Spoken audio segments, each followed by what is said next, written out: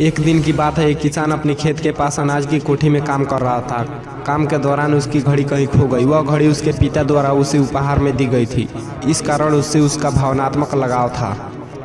उसने वह घड़ी ढूंढने की बहुत कोशिश की। कोठी का हर कोना छान मारा, लेकिन वह घड़ी नहीं मिली। हताश होकर वह कोठी से बाहर आ गया।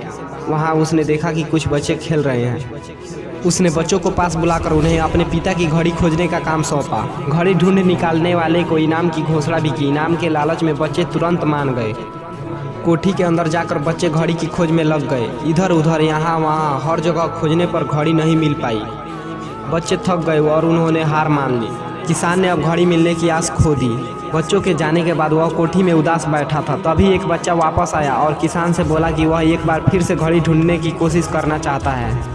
किसान ने हामी भर दी। बच्चा कोठी के भीतर गया और कुछ ही देर में बाहर आया। उसके हाथ में किसान की घड़ी थी। जब किसान ने वह घड़ी देखा तो बहुत खुश हुआ। उससे आश्चर्य हुआ कि जिस घड़ी को ढूंढने में सब नाकामयाब रहे, उसे उस बच्चे ने कैसे ढूंढ निकाला।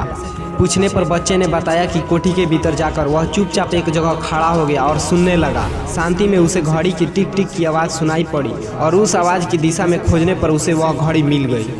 किसान ने बच्चे को शाबाशी दी और इनाम देकर विदा किया। दोस्तों, शांति हमारे मन और मस्तिष्क को एकाग्र करती है और यह एकाग्र मन स्थिति की जीवन की दिशा में निर्धारित करने में सहायक है। दोस्तों, शांति हमारे मन और मस्तिष्क को एकाग्र करती है और यह एकाग्र मन स्थित जीवन की दिशा निर्धारित करने में सहायक है। इसलिए दिन भर में कुछ समय हमें अवश्य निकालना चाहिए जब हम शांति से बैठकर मनन कर सकें। अन्यथा शोरगुल भरी इस दुनिया में हम उलझ कर रह जाएंगे। हम कभी न खुद को जान पाएंगे न मन को। बस दुनिया के भीड़ चाल में हम चलते चले जाएंगे। जब आंखें खुलेगी तो बस पछतावा होगा कि जीवन की ये दिशा हमने कैसे निर्धारित कर ली।